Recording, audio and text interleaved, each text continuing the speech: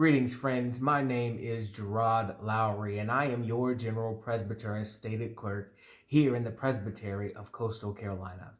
And today I want to talk to you about persistence hunting.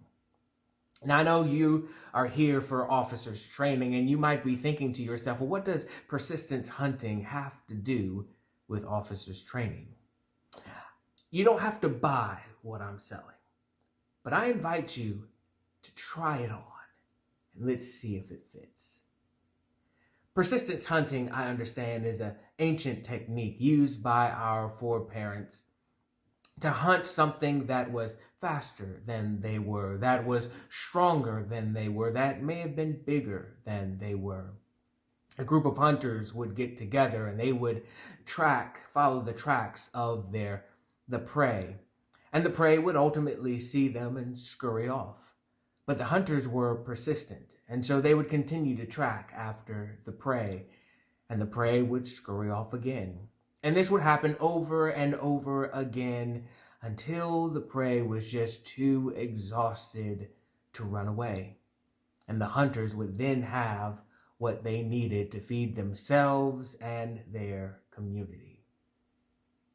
Persistence hunting is a bit like being an officer in the life of the church. Because to be a persistence hunter, you have to be led. You have to follow the tracks.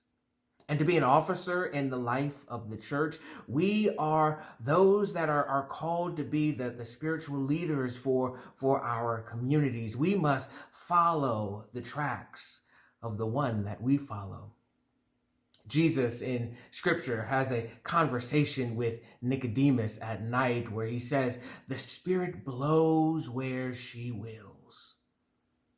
Spiritual leaders are those that are constantly discerning, constantly tracking, constantly trying to get a sense of where God's Spirit is leading us individually and leading us as a community of faith. We are constantly tracking after the Spirit.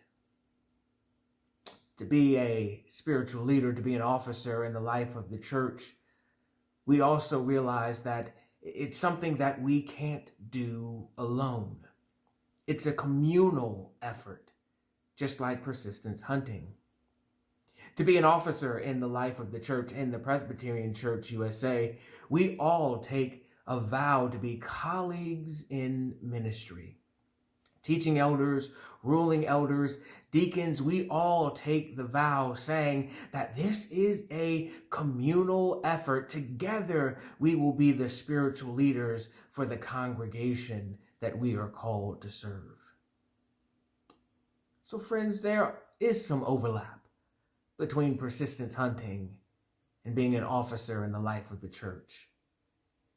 And maybe it has always been this way, but particularly during this pandemic, ministry is difficult. Ministry is strange. Ministry, we're in this unusual place. Many of us are not meeting in our sanctuaries where we are comfortable and familiar. Many of us are not allowed to gather and sing. We don't sing together out of safety, and that's strange and unusual. But friends, even during this strange and unusual time, when we can't pass the peace, when we can't get together for Bible studies the way we used to, we are still called to follow the one that calls us together to be the church. We are to track down, to discern who it is that God is calling us to be in this place and in this time and in this community. We must track after, we must follow after, we must discern who God is calling us to be now.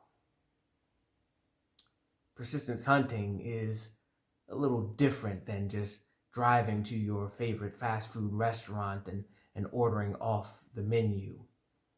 Maybe to extend this example a little bit, I'd say that's church as we kind of understood it.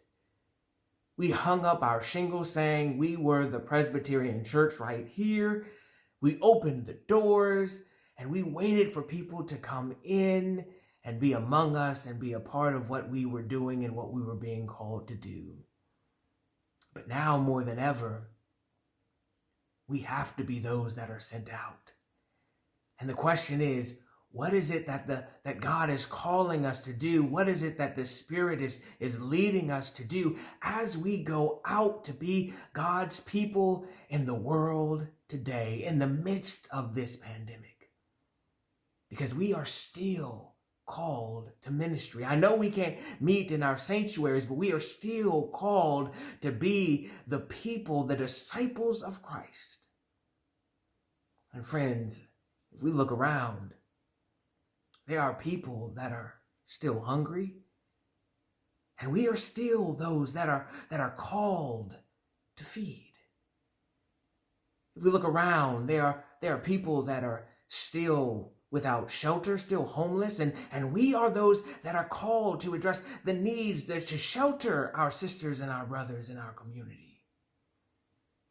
If we look around, there are people, there are communities that are screaming about injustices, and we are still called to be the people to bring about the justice that God demands. Friends, we are still called to be the disciples of Jesus Christ.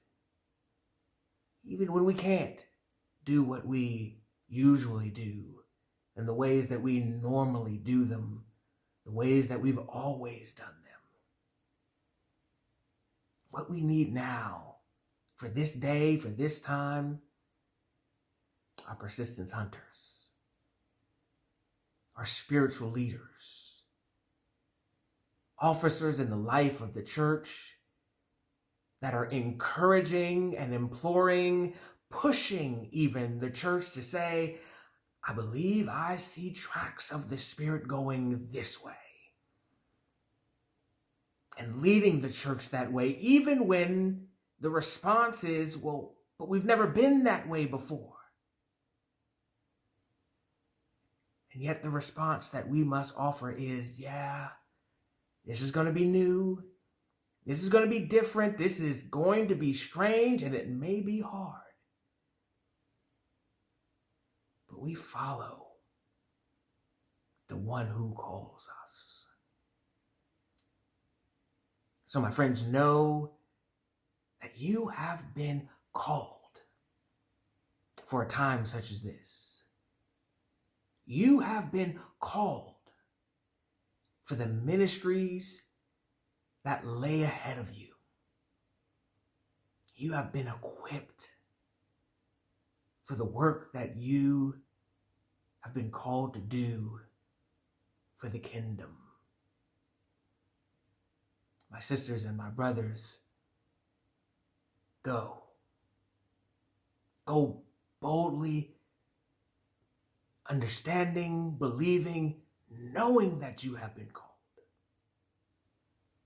Go knowing that the work is going to be hard and is going to be difficult, and there are going to be people that will remind you, but like the children of Israel in the wilderness, who reflect and remember on the good days in Egypt when they sat around the flesh pots but ate bread. You have been called for a time such as this. Go be the disciples that God is calling you to be. May God bless you, and may God bless us all on this strange journey we are on, following the Ruach, the wind, the breath, the Spirit of God. God bless you.